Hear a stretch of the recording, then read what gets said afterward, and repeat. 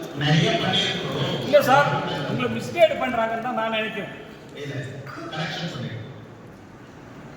Bus stand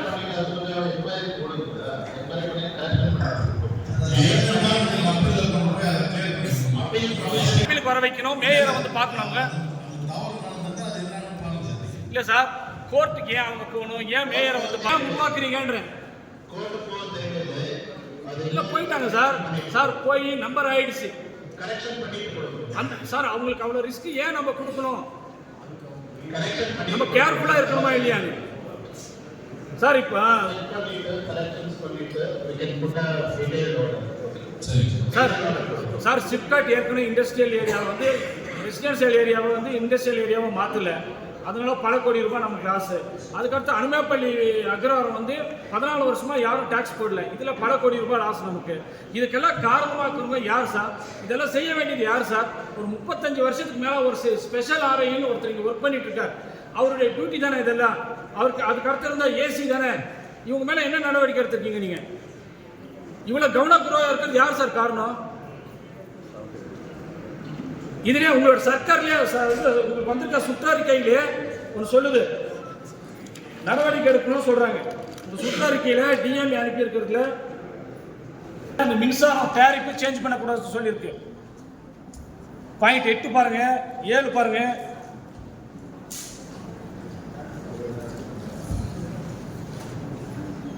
என்ன sir சொல்லுங்க sir.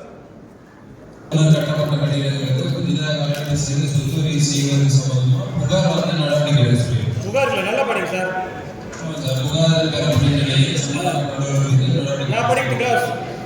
பெறப்படும் நிலையில் சம்பந்தப்பட்ட அலுவலர்கள் மீது ஒழுங்கு நடவடிக்கை எடுக்கப்படும் அறிவுறுத்தப்படுகிறது. இவ்வளவு தப்புகளுக்கு காரணமாக என்ன நடவடிக்கை சார் எடுத்துக்கீங்க? ஒரு கம்ப்ளைண்ட் பண்ணிருந்தா டேக் an action against ஒரு பில் கலெக்டர். இவருக்கு இப்போ ரொம்ப சோ இப்போ கண்டுபிடிச்சிட்டு போட்டிட்டே இருக்கும். அந்த நிறைய இண்டஸ்ட்ரீஸ் எல்லாமே ரெசிடென்ஷியல் இருக்குது. அதை இண்டஸ்ட்ரீஸ் கன்வெர்ட் பண்ணிட்டு we are trying to change the classification இப்போ. ஸோ அது இன்னுமே நிறைய ரெசிடென்ஷியல்ஸ் இருக்குது. அதெல்லாமே பணமாக பார்ப்போம்.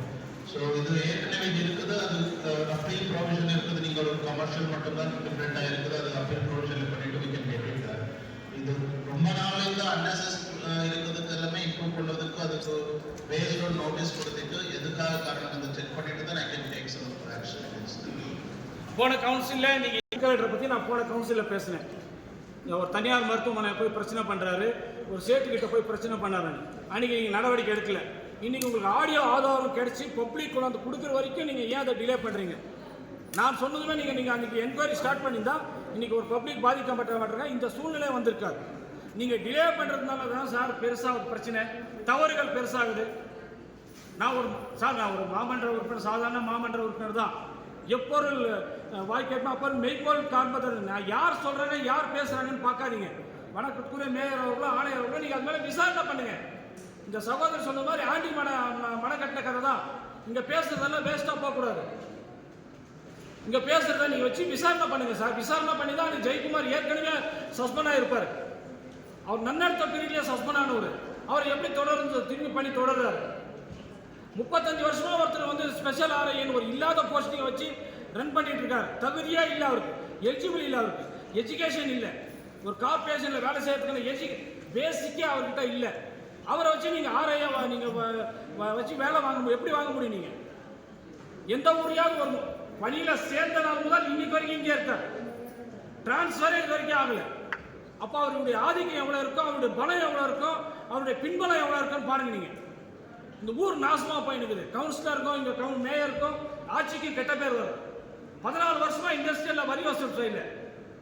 அதை விட்டுட்டு வியாபாரிகள்கிட்டையும் குடியிருப்பு பகுதியில் போய் கலாட்டா பண்ணுறாங்க. நேற்று கூட ஒரு பகுதியில், நான் இப்போ அங்கே பேர் சொல்ல விரும்பல, அங்கே போய் நேற்று கூட ஒரு 5000 ரூபாய் வாங்கியிருக்காங்க. தீபாவளிக்கு 50,000 வாங்கியிருக்காங்க. டேக்ஸாக போடியான்னு சொன்னால் மேயருக்கு அந்த நம்பர் தெரியும். அப்புறம் மேயர்கிட்ட சொல்கிறேன். எல்லாருக்கும் தெரிஞ்ச ஒரு முக்கியமான பிரமுகர்.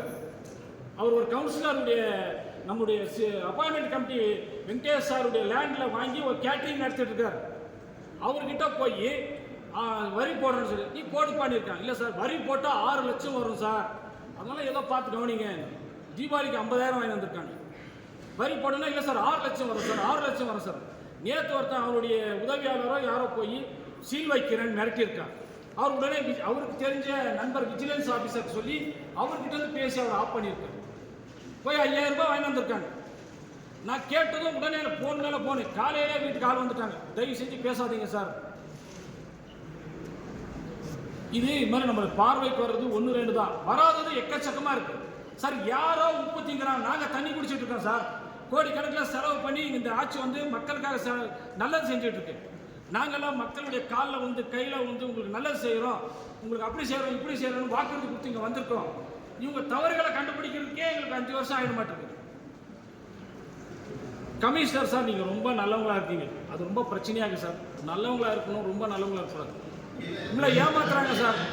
சார் உங்களை ஏமாத்துறாங்க சார். தவறு செய்யறதை விட தவறு செய்பவரை வேடிக்கை பார்க்கறது அதோட பெரிய குற்றம் சார். சார் அரசு உங்களை நம்பி தான் சார் இருக்குது. நாங்கள் 45 பேர் இருக்கிறோம். எங்ககிட்ட யார்கிட்ட செக் பவர் கொடுக்கல, உங்ககிட்ட தான் கொடுத்துருக்காங்க. உங்களை நம்பி தான் அரசு எல்லாமே ஒப்படைச்சிக்குது. இவ்வளோ பெரிய மாநகரத்தை உங்க கண்ட்ரோலில் கொடுத்துருக்காங்க. நீங்கள் தயவு தாட்சியம் பார்க்கக்கூடாது சார். சார் பஸ்ல கண்டக்டர் வேணும் தான் நீங்க ரெக்கமெண்ட்ல எடுக்கலாம், டிரைவரை ரெக்கமெண்ட்ல எடுக்கக்கூடாது. ஆக்சிடென்ட் ஆகிடும். நீங்க அந்த மாதிரி வேலை பண்ணிட்டு இருக்கீங்க. யார் சொன்னாலும் உண்மைன்னு தெரிஞ்சா நீங்க நடவடிக்கை எடுங்க சார். சார் இந்த ஆராய் தான் இவ்வளவு காரணம். இந்த சைடு பக்கமே அவங்க போகல, ஃபுல்லா டவுனே சுத்தி சுத்தி வந்து இங்கேயே வசூல் பண்றது.